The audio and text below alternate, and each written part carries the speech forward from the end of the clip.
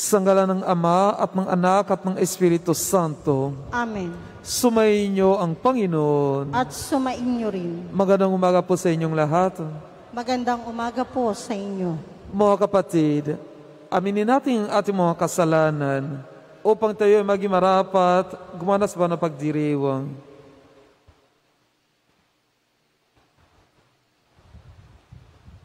Inaamin ko sa makapangyarihan Diyos at sa inyong mga kapatid, na lubha akong nagkasala sa isip, sa salita at sa gawa, at sa aking pagkukulang.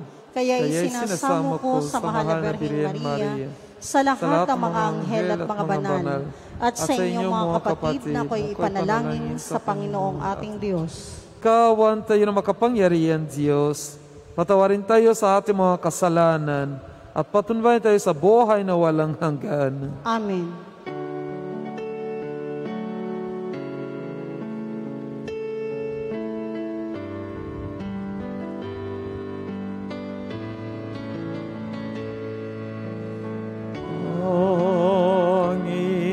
Panginoon, kaawaan mo kami.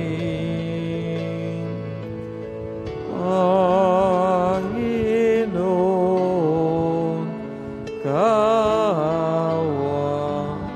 mo kami.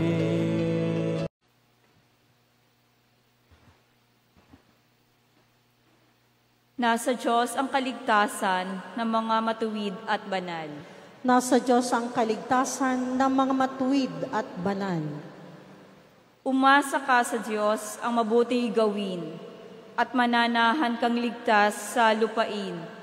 Sa Diyos ko hanapin ang kaligayahan, at ang pangarap mo'y iyong makakamtan. Nasa Diyos ang kaligtasan ng mga matuwid at banal. Iingatan ng Diyos yaong masunurin. Ang lupang minanay di niya babawiin. Ang gabay ng tao sa kanya'y paglalakad ay ang Panginoon ang upang maligtas. Sa gawain niya ang Diyos nagagalak. Nasa Diyos ang kaligtasan ng mga matuwid at banal. Ang mabuti gawin masamay itakwil, at mananahan kang lagi sa lupain. Ang mga matuwid ligtas na titira, at di naaalis sa lupang minana. Nasa Diyos ang kaligtasan ng mga matuwid at banal. Ang lahat po ay magsitayo.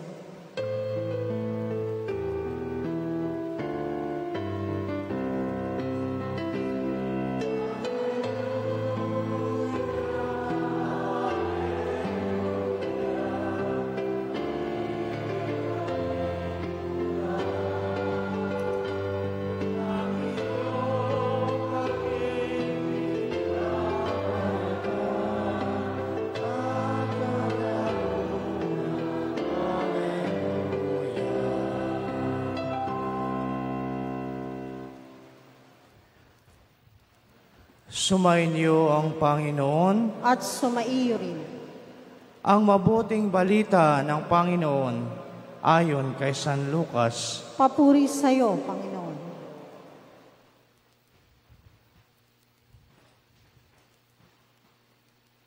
Noong panahong iyon, sinabi ng Panginoon, ipalagay natin kayo'y may aliping nag-aararo o nagpapastol, kaya ng tupa. Pagkagaling niya sa bukid, sasabihin ba ninyo sa kanya, halika at na makakain ka na? Hindi. Sa halip ay ganito ang sinasabi ninyo, ipaghanda mo ako ng hapunan, magbihis ka, at silbihan mo ako habang ako'y kumakain. Kumain ka pagkakain ko. Pinasasalamatan ba ng alipin dahil sa ginawa niya ang inutos sa kanya?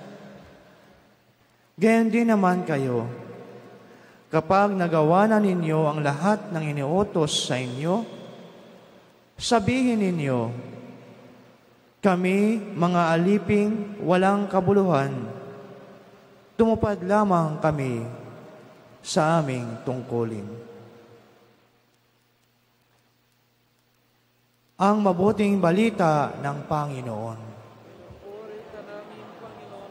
So, ang lahat po ay magsiupo. Isang magandang umaga po sa ating lahat. Isang mapagpalang umaga po sa inyo. Ngayon po ay araw ng Martes. At nandito po tayo ngayon upang patuloy na magpasalamat sa mga biyayang ipinagkakaloob ng Diyos. Lalong-lalo na sa buhay. Kaya nandito po tayo ngayon, gising na gising, di ba? Kaya palakpakan po natin ang Diyos na buhay. Kapag nagawa na ninyo ang lahat ng inuutos sa inyo, sabihin ninyo, kami mga aliping walang kabuluhan. Tumupad lamang kami sa aming tungkulin.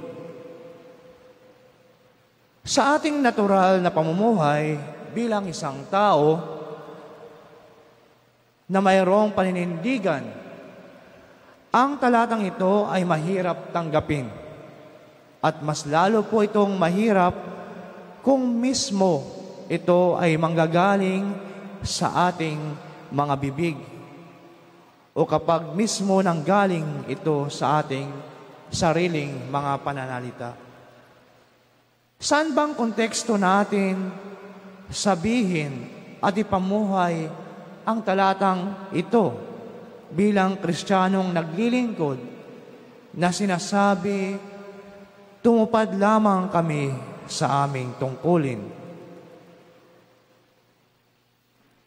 Mayroon akong isang kwento o halimbawa.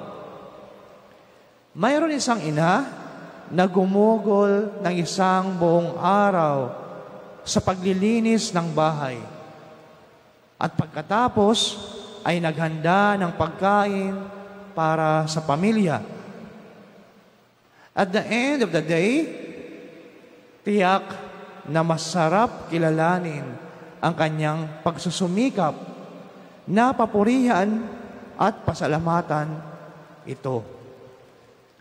Siyempre, kapag ang kasamahan ng buong pamilya ay nagpapasalamat at kinikilala ang pagmamahal at paglilingkod ng ina, ang pasasalamat na ito ay totoo at walang iba kundi isang gawa ng kanilang pagmamahal sa ina ng tahanan.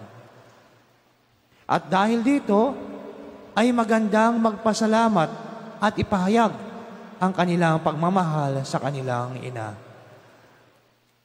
Ngunit, ang talatang ating narinig kanina ay hindi masyadong patungkol sa katotohanan na dapat tayong magsikap na magpasalamat sa pagmamahal at paglilingkod sa iba. Sa halip, ito ay tungkol sa sarili nating motibasyon para sa paglilingkod natin bilang mga Kristiyano. Paano ba tayo naglilingkod bilang mga anak ng Diyos o bilang mga Kristiyano? Naglilingkod ba tayo upang pasalamatan? O nagbibigay ba tayo ng serbisyo dahil ito ay mabuti at tama na maglingkod? Nilinaw po ni Jesus sa ating Ebanghelyo ngayon na tayo bilang mga Kristiyano naglilingkod sa iba, na maging ito man sa pamilya o sa simbahan o sa ibang konteksto, ay dapat na ang pangunahing hinihimok ay ang isang tiyak at totoo na tungkulin ng paglilingkod. Dapat tayong maglingkod ng mayroong pagpapakumbaba at pagmamahal anuman ang pagtanggap o pagkilala ng iba sa atin. Isipin natin maigi kung ginugugol natin ang ating buong araw sa ilang paglilingkod at ang paglilingkod na iyon ay ginawa natin dahil sa ating pagmamahal sa iba.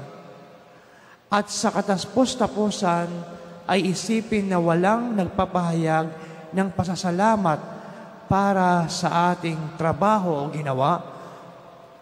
Ano ang ating mararamdaman? Minsan, andyan ang paghindi o hindi pagpatuloy dahil walang nagbibigay halaga at papuri sa ating paglilingkod. Dapat bang baguhin ito ang ating pangako sa paglilingkod? Lalong-lalo na yung mga naglilingkod sa simbahan. Dapat bang ang reaksyon o kawalan ng reaksyon ng iba ay humadlang sa ating paglilingkod ayon sa nais ng Diyos na paglingkuran natin? Tiyak na masasabi ko na ito ay hindi.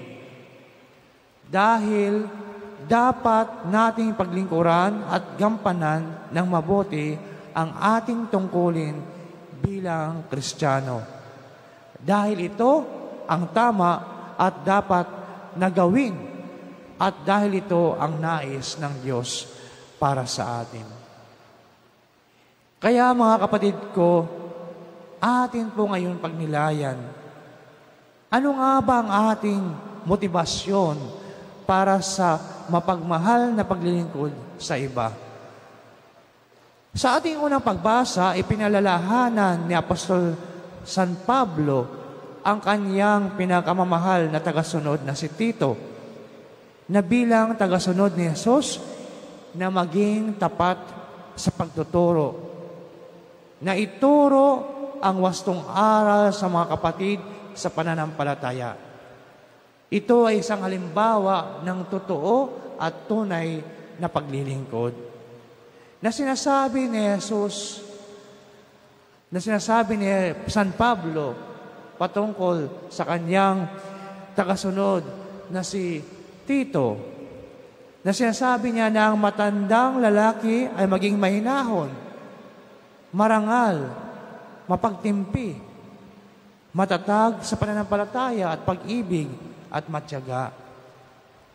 At ganoon din naman po sa mga matatandang babae na sila'y mamuhay ng maayos, huwag maninirang puri at huwag mahilig sa alak. Magturo sila ng mabuti o mag-akay sila upang ang mga kabataan na babae ay maakay nila na magmahal sa sariling asawa at mga anak.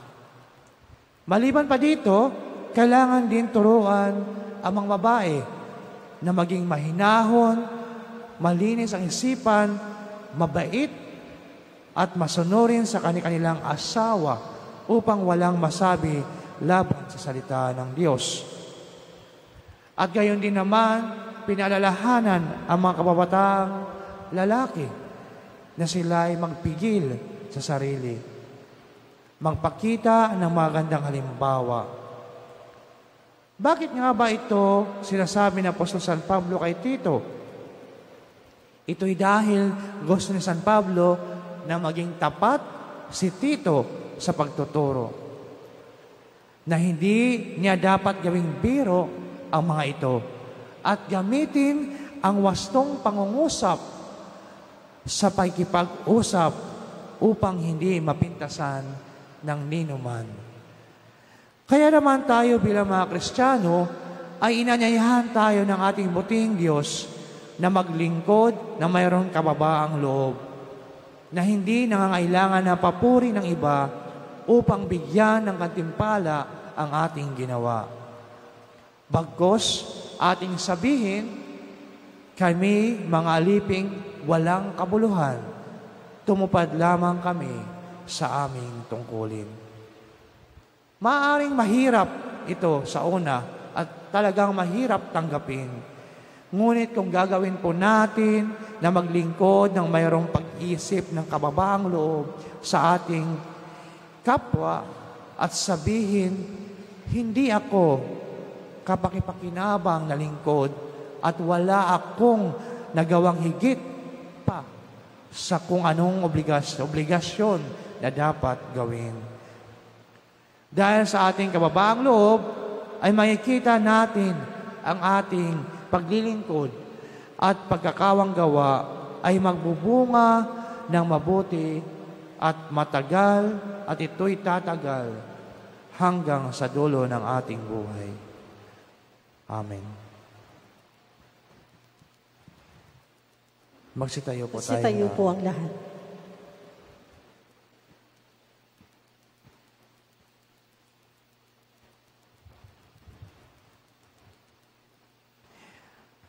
Manalangin tayo sa ating Ama nasa langit upang tularan natin si Kristo na kanyang anak sa diwa ng paglilingkod na may pagmamahal.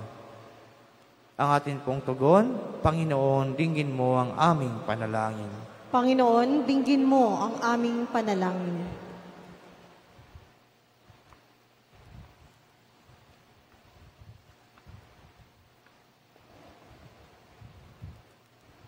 Ang Papa, mga obispo at mga pari, naway maging tapat sa paglilingkod ng may kasipagan at dedikasyon sa kalipunan ng mga sumasampalataya. Manalangin tayo sa Panginoon. Panginoon, dinggin mo ang aming panalangin.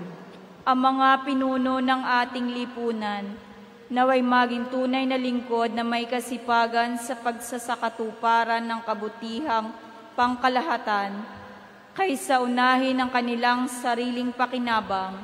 Manalangin tayo sa Panginoon. Panginoon, dinggin mo ang aming panalangin. Tayo naway lumago sa ating pagsusulong ng katarungan at pag-ibig sa pamamagitan ng ating lubos na paglilingkod sa kapwa sa bawat araw ng ating buhay. Manalangin tayo sa Panginoon. Panginoon, dinggin mo ang aming panalangin. Ang mga nagbibigay ng paglilingkod sa mga may sakit, naway sumaksi kay Jesus na siyang lingkod ng lahat. Manalangin tayo sa Panginoon. Panginoon, dinggin mo ang aming panalangin.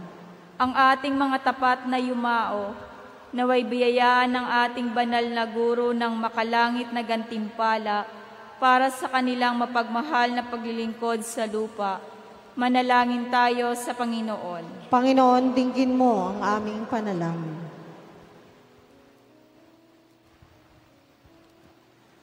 Panginoong Diyos, tulungan mo kaming maging lingkod sa bawat isa kasama si Jesus na aming Panginoon ngayon at magpakailanman. Amen. Ang lahat po ay magsiupo.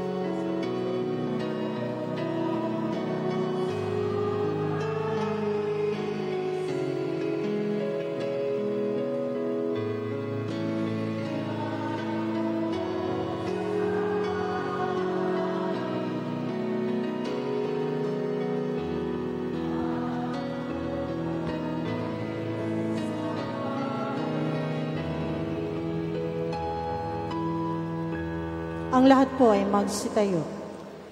Manalangin tayo mga kapatid upang mapagayan natin ang kalugdan ng Diyos sa mga makapangyarihan. Tanggapin nawa ng Panginoon itong paghahain sa iyong mga kamay sa kapurihan niya at karangalan sa ating kapakinabangan at sa buong sambayanan niyang banal.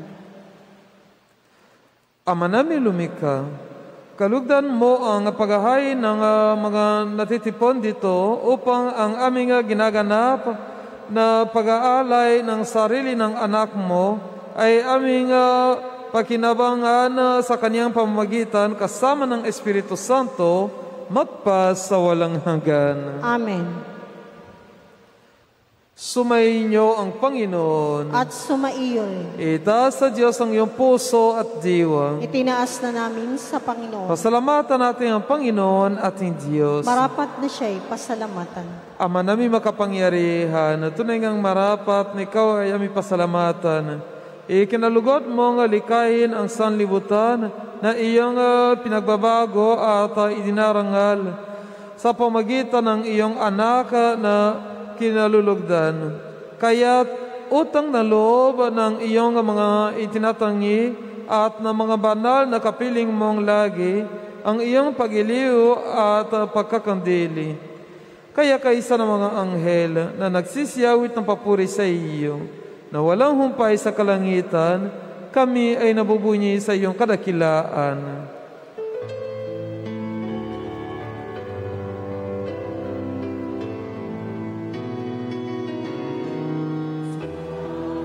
Santo, Santo,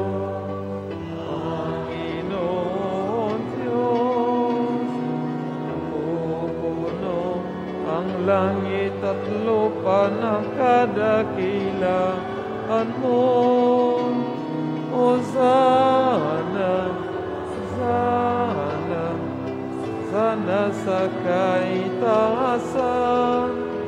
Hosana, Hosana, Hosana sa kaitaasan. Paririto sa ngalan ng Panginoon. Sana,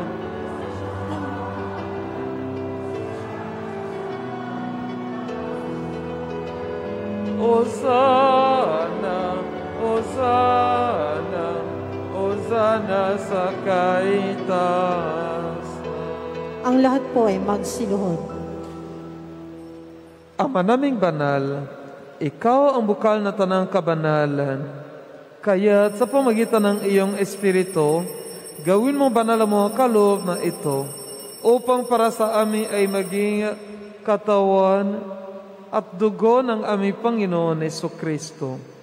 Bago niya pinatiis ang kusang luna maging handog, hinawakan niyang tinapay, pinasalamatan kaniya, pinaghati-hati niya iyon, iniabot sa kanyang mga alagad at sinabi, tanggapin ninyong lahat ito at kanin. Ito ang aking katawan na ihahandog para sa inyo.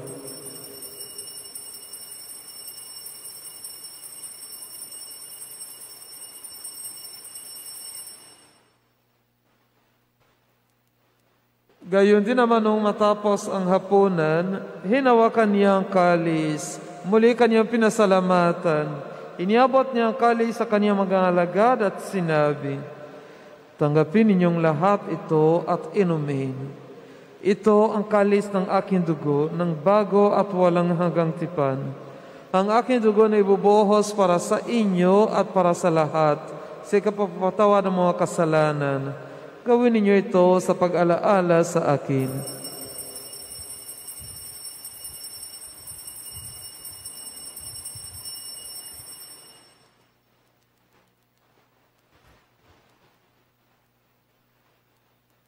Ang misteryo ng pananampalataya.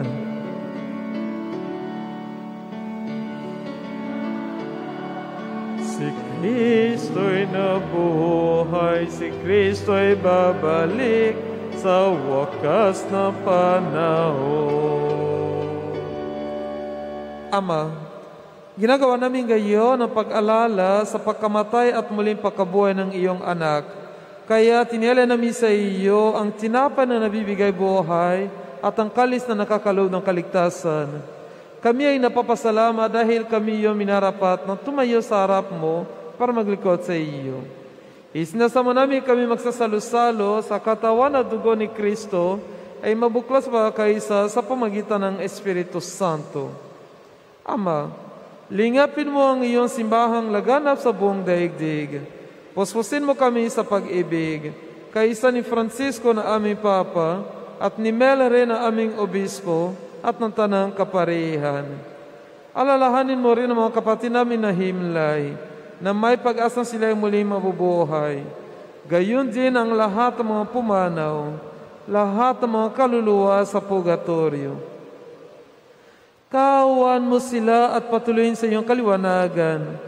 Kawan mo at pagnapatin kami lahat na makasalit sa iyong buhay na walang wakas, kaysa na mahal na Birhen Maria, ina ng Diyos, ina na Divina Providensya, at ni San Jose kanyang kabiyak ng puso, kaysa ng mga apostol, San Fernando, San Luigi Orione, at ng lahat ng mga banal na namuhay dito sa daigdig na kalugod-lugod sa iyo. May pagdiwanawa namin ang papupuri sa kararanggal mo sa pamagitan ng iyong anak na aming Panginoon Jesucristo. Sa pamagitan ni Kristo, kasama niya at sa Kaniya, ang lahat ng parangal at papuri ay sa iyo, Diyos Ama makapangyarihan, kasama ng Espiritu Santo, magpa sa walang hanggan. Amen. Amen. Amen. Ang lahat po ay magsitayo. Sa tagming kagagali ng utos sa turo ni Jesus ng Panginoon nating Diyos, ipaya natin ang lakas, Lord.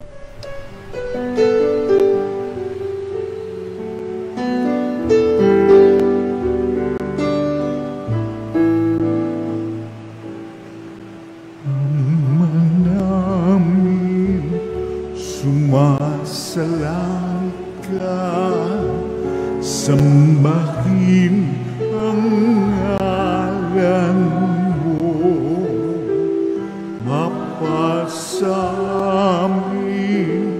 ang kaharian mo, sundin ang loob mo dito sa lupa para nang sa langit. Bigyan mo po kami ngayon ng aming kakanin sa araw-araw, at patawarin mo kami sa aming mga sala, para ng pagpapatawan namin sa nagkakasala sa amin, at huwag mo kaming ipagdulot sa tukso,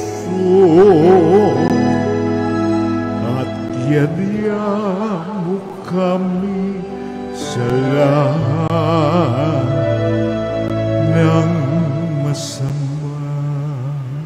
Pili namin kami iadya sa lahat ng masama, pagkaluban ng kapayapaan araw-araw, iligtas sa kasalanan at ilayo sa lahat ng kapahamakan, samantalang aming pinananabikan ang dakilang araw ng papapahayag ng tagapagligtas namin si Hesus Kristo.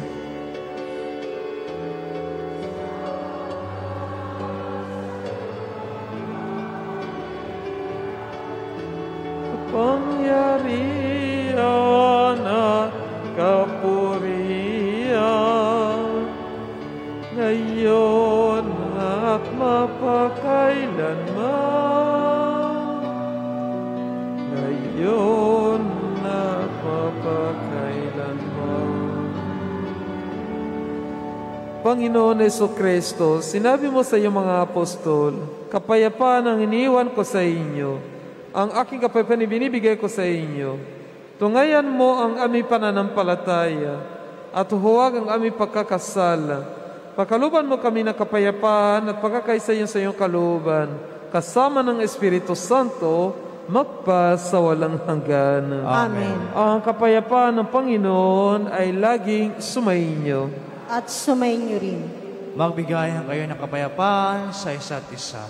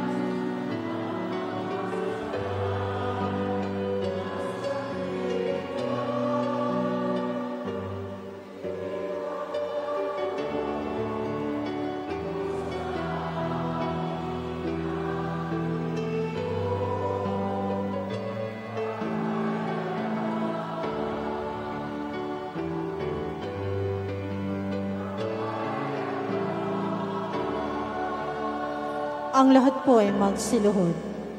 Mga kapatid, narito po si Jesus, ang Kodero ng Diyos. Siya naghahalis ng mga kasalanan na sanlibutan. Mapalad ang mga ina niya sa kanyang piging. Panginoon, hindi ako karapat-dapat magpatuloy sa iyo. Ngunit sa isang salita mo lamang ay gagaling na ako.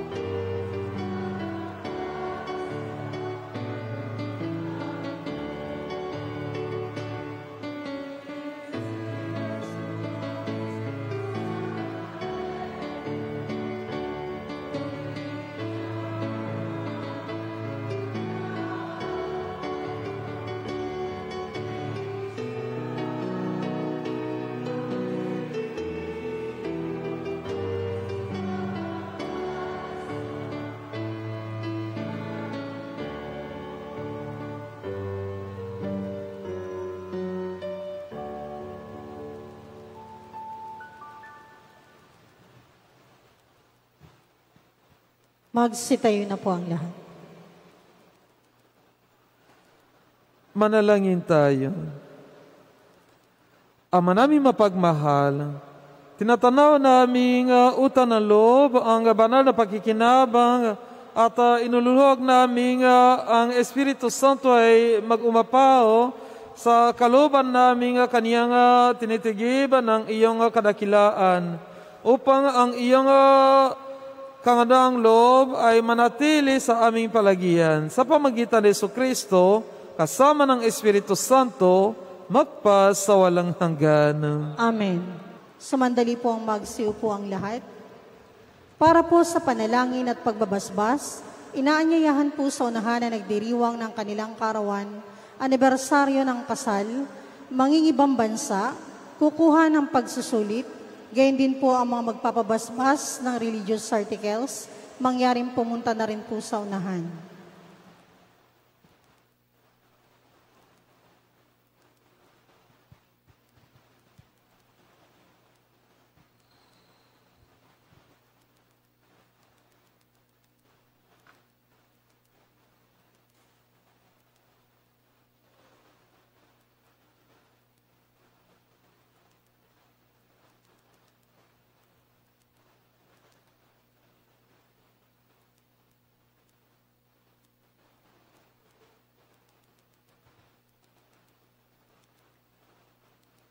Masitayo po ang lahat at itaas ang ating mga kamay sa kanila.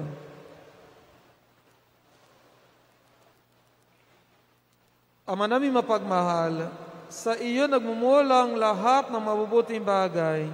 Hinili namin, basasan mo ang aming mga kapatid na nagdiriwan ng kanilang kaarawan o anibersaryo sa mga araw na ito.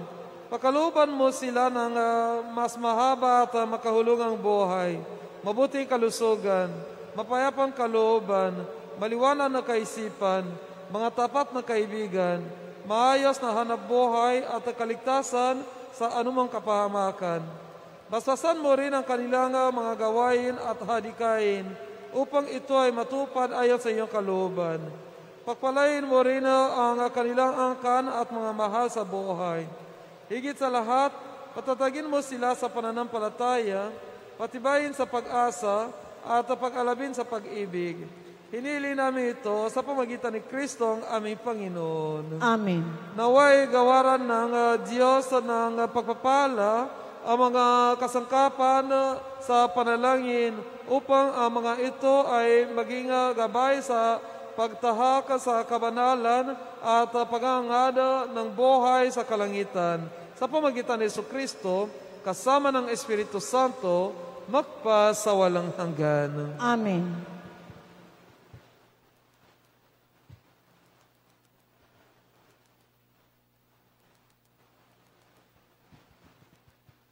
Palakpakan po natin ang mga nagdiriwang ng kanilang karawan at anibersaryo ng kanilang kasal.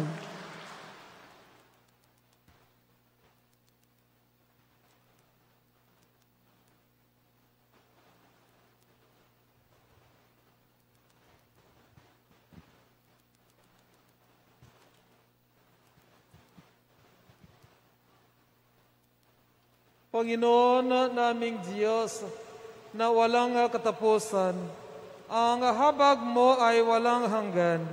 Lagi mong ipaalaala sa amin na maikli ang buhay at ang oras ng kamatayan ay ligid sa aming kabatiran. Gabayan sana ng iyong banal na Espiritu ang mga araw namin sa mundong ito, upang lagi naming tahakin ang daan ng kabanalan at katarungan.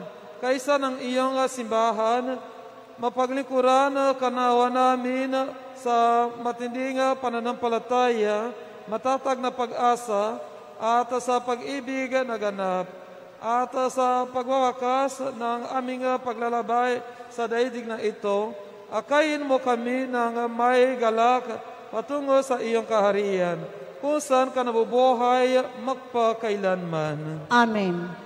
kapayapaan na kailanman ang igawad ng may kapal sa mga yumang ating mahal. Sila nawa ay silayan ng ilaw na walang hanggan. Amen.